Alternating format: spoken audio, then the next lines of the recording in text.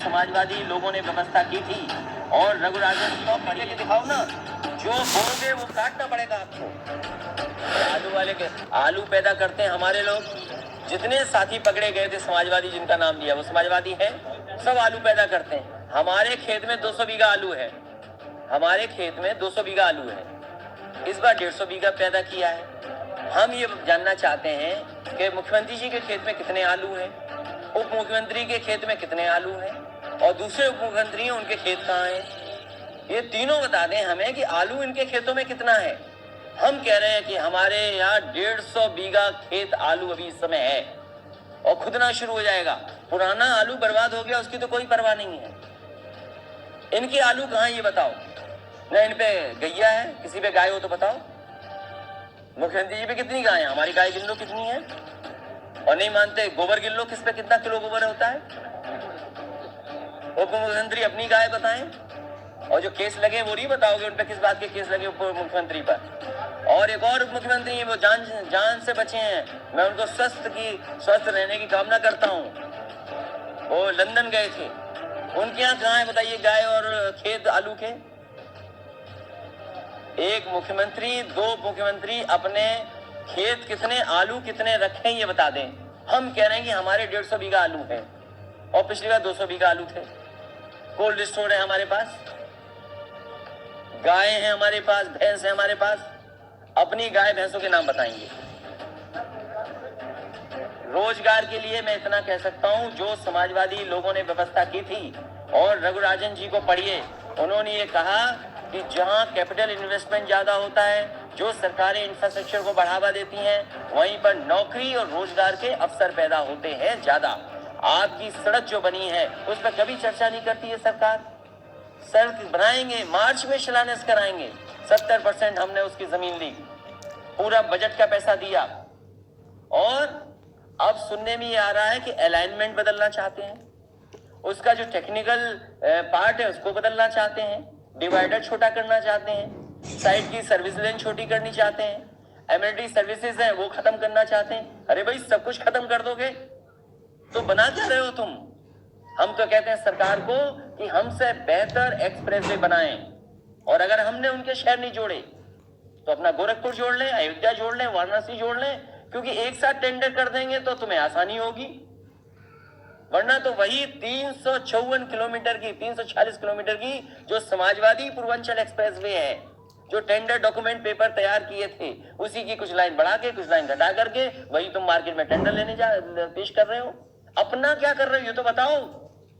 क्या उद्घाटन का उद्घाटन ही करते रहोगे, शिलान्यास का शिलान्यास ही करते रहोगे, कुछ करोगे अपना ये तो बताओ। और फिर अपना नहीं कर रहे, केंद्र सरकार ने क्या कर दिया वो तो बता दो हमें। हम कह रहे हैं साइकिल वालों पे टोल लगा दो, पैदल चलने वालों पे टोल लगा दो। समाजवादी सरकार आएगी तो 30 लाख से छोटी वाली गाड़ी पर किसी पर टोल नहीं लगेगा। 30 लाख, अब 30 लाख कर दिया, हर साल बढ़ा देंगे। कार का दाम ऐसे ना कुछ कारें छूट गई थी। हम आपका ही भला चाहते हैं, हम सबकी जितने लोग बैठे हैं जिन पे भी गाड़ी होगी सब टोल फ्री होगी, इसलिए 30 लाख कर दिया। 20 लाख में फंस जाता कुछ। इसमें चौधरी साहब पे कोई गाड़ी नहीं, ये अपना वो मोड ऑफ ट्रांसपोर्ट बदल लेंगे। इन्होंने घोड़े और घोड़े गाड़ी का इंतजाम किया है। ये देखिए ये केवल लड़ाई कराने के अलावा कुछ नहीं करा सकते। होली और बुआ का क्या संबंध है नहीं जानते तुम, तो फिर लड़ाई करा दी आपने। ये देखिए कुछ पढ़ते नहीं, इसीलिए ये धर्म कुछ लोग जानते नहीं, केवल धर्म का प्रचार करते हैं। ये होली क्यों मनाई जाती यही नहीं पता इनको। ये लड़ाई कराने के अलावा कुछ नहीं करा सकते। कहीं अगर संबंध अच्छे भी हो रहे होंगे तो ये बिगाड़ देंगे। अरे जो देखिए हम ये कह रहे हैं भाई, आप ये बताइए, मैंने आपसे निवेदन किया कि अगर हम जातियों के नेताओं को जोड़ें तो हम पे ये आरोप मत लगाना कि हम जातिवादी हैं। हमारी प्राथमिकता विकास रहेगी। सड़क बनाई, मेट्रो दी, लैपटॉप बांटे, इतनी अच्छी डिजाइन आर्किटेक्चरली ब्यूटीफुल बिल्डिंग्स बनाई, इसलिए बनाई कि देश को विकास की जरूरत है। और ये उदाहरण पेश किए कि ऐसा भी सरकार कर सकती है। लेकिन आप ही लोग कहते हो कि हम समीकरण में फेल जाते हैं, तो भाई हमारा विकास तो है ही, लेकिन हम जिस जाति समाज के लोग हैं उनको हम जोड़ रहे हैं अपने साथ, और पूरी पार्टी जोड़ रही है। हम एक एक बूथ का नेता हुआ उसको जोड़ेंगे, तो हमारे लिए भी यही लिखना कि हम समाजवादियों ने इस बार सोशल इंजीनियरिंग बहुत अच्छी की और डेमोग्राफिक मैनेजमेंट बहुत अच्छा किया। धर्म तो है ही, हम हिंदू नहीं है क्या? अरे कृष्ण भगवान से बड़ा, अभी हमें याद दिला दिया इन्होंने कृष्ण भगवान के बारे में। इन्हें ये नहीं पता होगा कि पूतना बुआ वो उनकी बहनें कितनी थी,